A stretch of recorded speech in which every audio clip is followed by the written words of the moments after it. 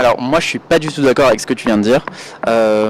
Déjà du fait de l'histoire, on est tous français parce que les pays dont on vient, enfin dont nos parents viennent, ont été français à un moment.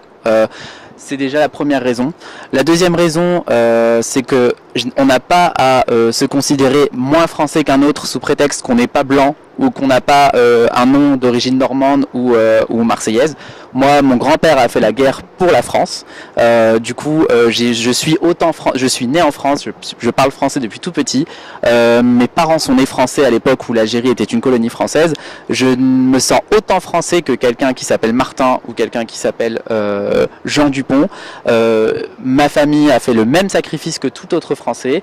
Voilà, c'est pas parce que je suis d'une couleur de peau, c'est pas parce que j'ai une couleur de peau plus pigmentée que j'ai moins droit d'accéder à l'équipe à un niveau professionnel dans le foot pour courir sous les couleurs de mon drapeau parce que ma couleur de peau est plus bronzée que la couleur d'un blanc. Non, c'est au mérite, c'est la France. La France, c'est liberté, égalité, fraternité.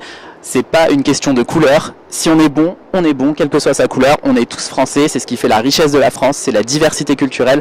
Quand on marche en France dans la rue, on voit des gens de toute origine, on est tous français, unis sous le même drapeau. Et aujourd'hui, on l'a vu avec l'équipe de France, on l'a vu avec le retour de ces joueurs à Paris sur les Champs-Élysées. Il n'y avait pas que des blancs, il y avait des Français, point, quelle que soit leur couleur de peau, quelle que soit la religion, quelle que soit la culture.